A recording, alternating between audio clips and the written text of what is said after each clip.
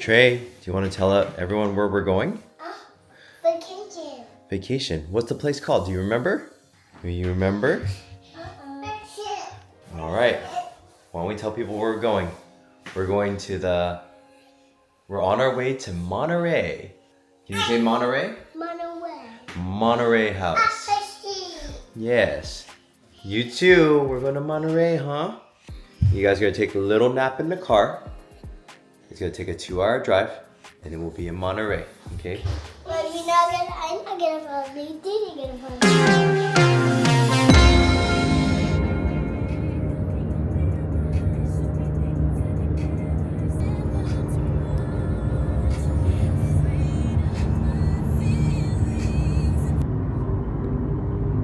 Bella, what does the cow say? Moo!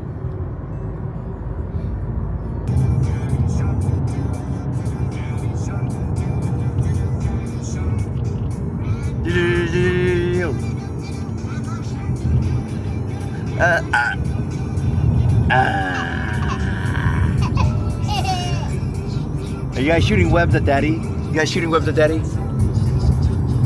Ready, ready?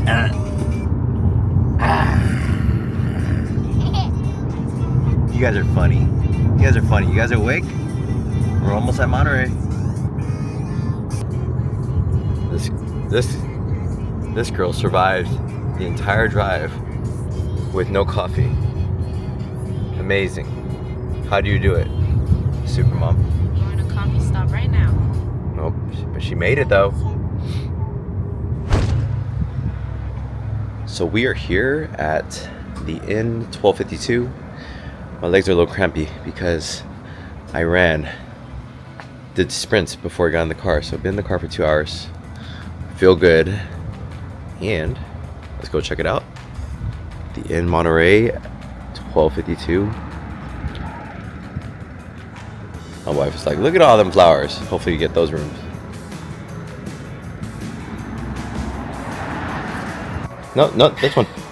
There you go, this one, the key. Okay? Go scan the black box. You ready? Room 182. Good. Can you open it? Push. Do it again.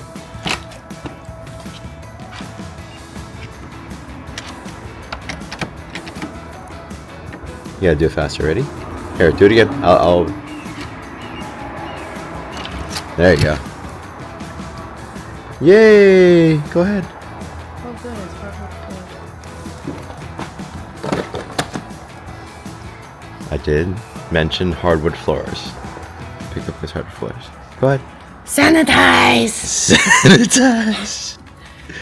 Sanitation City. Go Hello. inside, Belle. Come on, go inside, guys. Trey, is there a light? Alright, let's go inside. Wow, okay. Whoa, a big room, Trey. And a big fridge. Hello. Hello. Here we are. You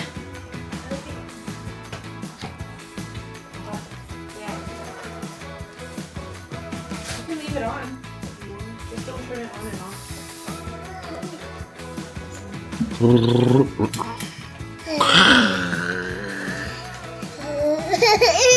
Hey.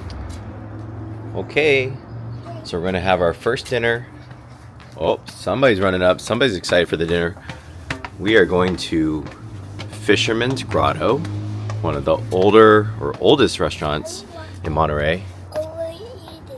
Yep, and we got reservations. We're gonna have some good seafood, bud.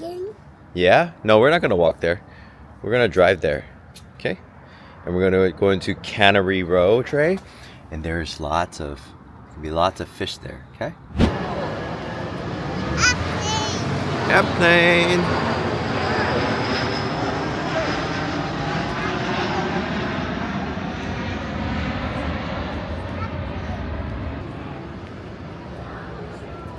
Woo! Keep going. Hi, dude. Where are you at? Trey, I'm so hungry. Want some noodles? Or some seafood? the building? Are you happy? That what you're saying? No. Yeah. No? Don't be shy. You're happy. 180th anniversary. Built in 1846. Alright, we are at the old Fisherman's Grotto. Let's go check it out.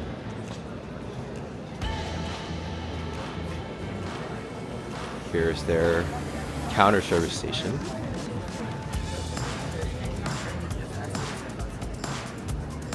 Okay, here we are. Oh, low ceilings.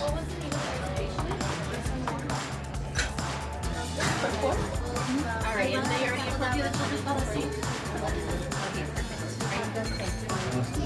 Old Fisherman's Grotto. Yep. Gone big, okay? This girl about to get it. Get down to the restaurant. No standing. No screaming. So the very first stop after we checked into the hotel was a very old restaurant called Fisherman's Grotto.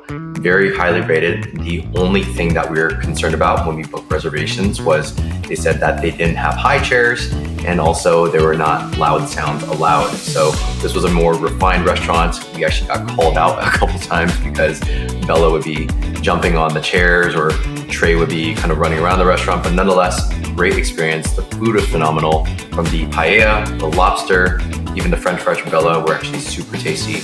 And I highly recommend going to this restaurant. And we just had a great, phenomenal experience.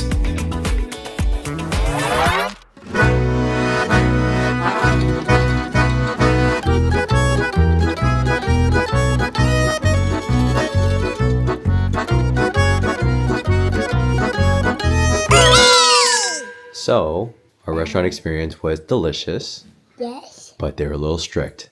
Yes. Every time Trey stood up, they had to sit him down. We almost got kicked out because of you. Just kidding. Just kidding. Delicious, and somebody wants to take a shower. Didi, what are you doing? No, oh, that's dirty. What are you doing in the shower, huh? What are you doing in there? No, put it back. Put it back. Ugh, it's on time. Didi, you want to come out? You want to come out, baby? Do it. Come on. Oh, American Ninja Warrior. American Ninja Warrior. So the kids are asleep, and now it is Dr. J's time. So, as per usual, I usually will try to find some sort of gym, inn, motel, but basically anything here that has a gym. And if there's no gym available in sight, I'll usually try to find one off site. So since I'm working with what I have, as you guys can see, we got our treadmill, we got a Stairmaster, we got lat pull downs, we got leg extensions, we also have a chest press. No free weights, but that's totally fine. We also have a T-bar as well, so be able to get in some curls. So going to be getting a full workout in, basically in this space here, where essentially it's like smaller than my garage, but it will make do. It's about, 10 p.m. right now, and I have all the time in the world to get my workout in. Then I'm going to do a little bit of groceries for my kids, and then tomorrow we're going to be going to the Monterey Bay Aquarium, so stick around and enjoy the workout. All right, so I've been following a protocol called the Norwegian 4x4. It is one of the most research-based protocols in order to improve VO2 max, as well as heart rate variability. Heart rate variability is the ability for your heart to go from rest into immediate, sympathetic nervous system, increased heart rate, right? So a lot of people, they can't go from rest and go 100 miles an hour without experiencing some sort of angina or chest pain, or they feel overly fatigued, or let's say too much blood shunts to the legs, so therefore they pass out. So that's what heart rate variability is the ability for your heart to adapt from basically resting immediately into like, for example, 85 to 90% of your heart rate max. So that's what I'm doing here, just starting off with like a quick little walk. Immediately I'm gonna take myself to about 85% of my heart rate max. So do the math, 220 minus roughly, let's say 35. You get to about 190, 195. Multiply that by 0.85. It's still pretty fast. So I'm going to ramp it up to at least 170 to 180 beats per minute. And we'll be sustaining this for 4 minutes, right? So basically 4 minutes of that, which is brutal, followed by a 2 to 3 minute rest period. And then you repeat that for another 4 minutes, and another 4 minutes, and another 4 minutes. So that's why it's called the 4x4. So it's 15, 60 minutes of just, in my opinion, one of the more brutal type of trainings. But man, I mean, as far as performance benefits, how you feel on a daily basis, your ability to move like on the basketball court, move through life with much less effort, it's amazing. So just make sure that, one, that when you are considering doing this, something that this is intense, where there's a lot of cardiovascular demand, there's a balance between cardiovascular demand and also musculoskeletal demand, meaning that maybe your heart is adept enough to tolerate the beating, but then let's say your knees and your hips aren't ready for it, right? So you're going beyond your capacity. Therefore, after the workout, you feel Achilles pain, foot pain, any sort of lower extremity pain, right? The inverse can be true too. You could be doing a lot of weight training, your legs can sustain the load, but your heart can't, right? So you just gotta make sure that you're kind of playing that balance game. But nonetheless, let's give this a shot and we'll go from there. One more cycle to go. One more. Advice, agua. Every 10 minutes, a few sips of water. Keep yourself hydrated, okay? 75 to 80% of your muscle mass is water, okay? So if you're somebody that prides himself on not getting through a workout without some sort of water, you're probably leaving a lot on the table in terms of performance outcomes, as well as even injury reduction. So, all right, last set. Let's do it. All right, so we're done with the Norwegian 4x4. Now we gotta get into our strength training. So that took me about 20 minutes because 2 to 3 minute rest period in between. Now we're going to improvise as much as possible. So I don't have my normal barbells and free weights. There's actually no free weights here. So you have to improvise. What I'm doing here is I'm doing my full body split in the very first workout. And I'm sure you guys can kind of see that, right? But it's going to be a conventional deadlift, or, you know, as you know, we might as well just go with a Romanian deadlift. So there's this T-bar here. And if you can't, again, you have no access to free weights, all we're going to do here is simply try to load it up. I'm not sure the exact how it's going to feel, but you know, I'm going to try to load it up to even, let's say 200 plus pounds, which is the max limit. And let's just see how I do. So going to hit just anything close to rep failure. I've been telling my clients that contractile failure is not a product of feeling the burn, because there could be a sissy version of Dr. J right here, and then the overly aggressive one right here. And the sissy version is going to think they're hitting failure when they're only hitting like 6 reps, right? But then the overly aggressive one, they don't have any boundaries for fatigue, so they're going to injure themselves. So what I always say is that in order to make gains, you need to be 1 to 4 reps shy of contractile failure. But what you want to determine failure by is 2 things: loss of range of motion and loss of speed. I've said that to a lot of my clients, that when you've lost range of motion, let's say the range of motion is partial on a bicep curl, for example, or let's say the movement is like 1 second tempo, but then it becomes 2 to 3 second tempo on the concentric, that's when you know you're kind of hitting that concentric failure point, and therefore you can kind of determine a gauge of like how much weight you should be doing. So any case, we're gonna get started with this. Let's just see how it goes. 200 pounds. All right, don't fail me now.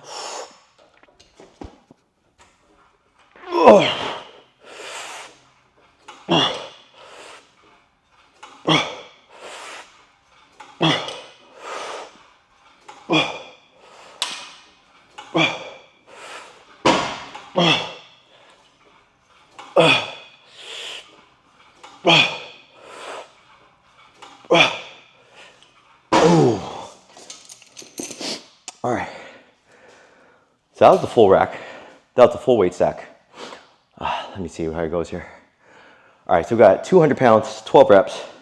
I wouldn't say that's like my contractile failure point, but at the same time, that's all the weight I have, right? So maybe on the next set, go up to at least 15, maybe 20 reps. But that felt pretty good.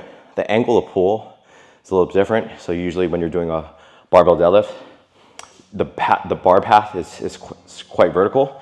But since my feet can't get directly underneath this bar because there's a bar that's in the way, I'm kind of like leaning back posteriorly to not bump my head against this machine.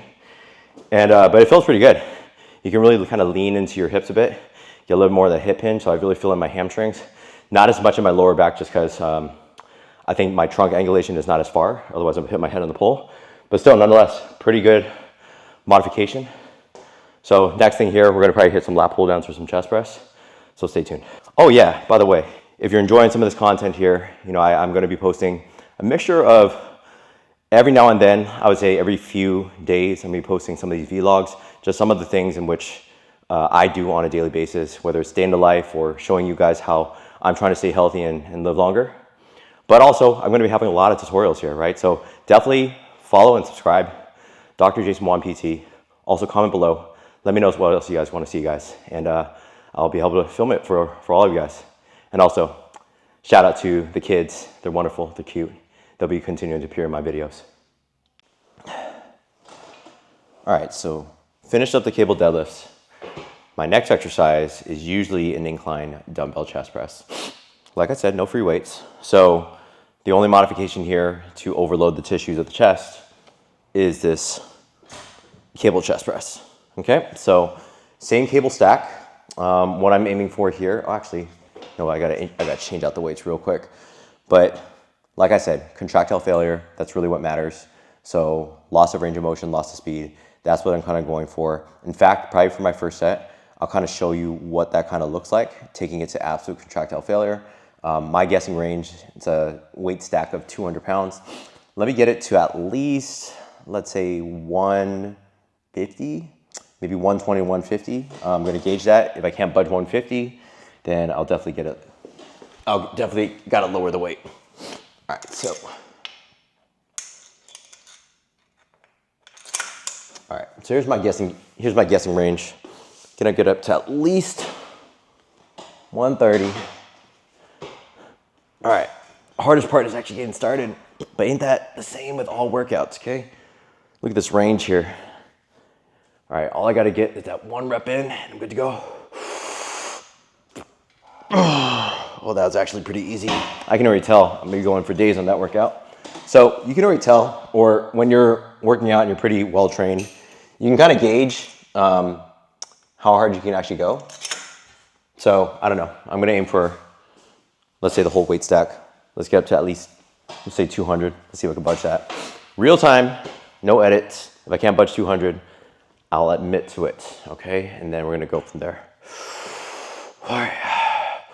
What to do? Oh, yeah, that's it. That's it. That's it.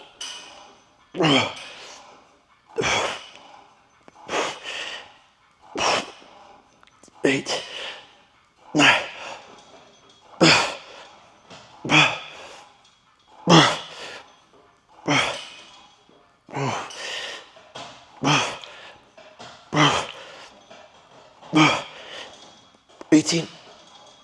Right, slowing down.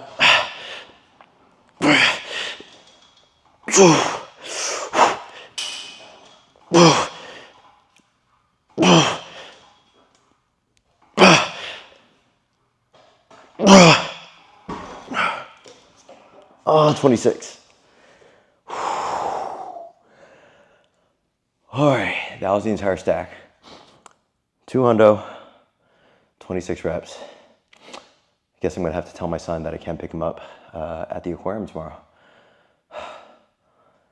It's not gonna fare well. All right, 26 reps. Got my working range.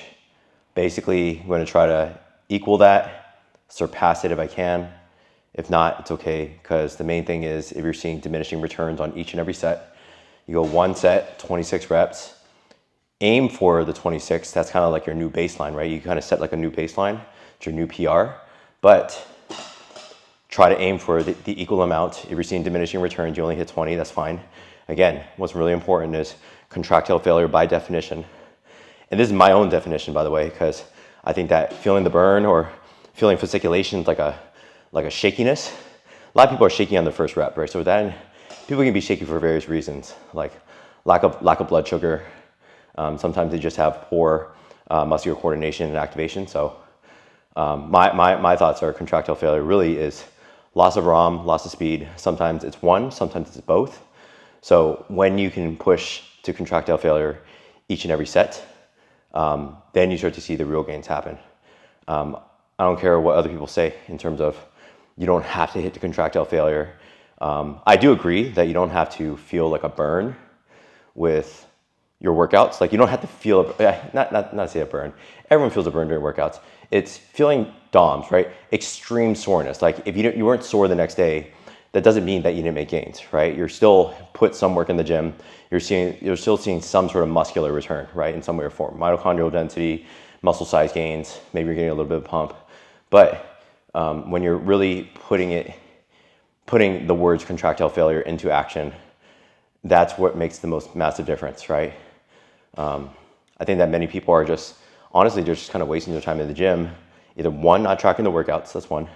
Number two, really not pushing to contractile failure like the way that you just saw it. So, any case, too much rest. Honestly, I'm breaking my rules because usually I'm counting my rest periods, usually about 60 to 90 seconds, but just want to kind of give you guys some value.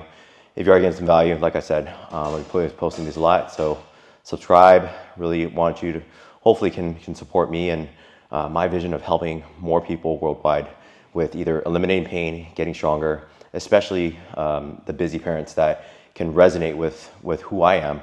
Busy dad is who, somebody that's had a lot of tragic loss in their life, and that's what's kind of inspired me to be the best version of me, be the best coach. So any case, like I said, subscribe, follow, share with a friend, because I have a lot to say. So, all right, let's get it. Next workout.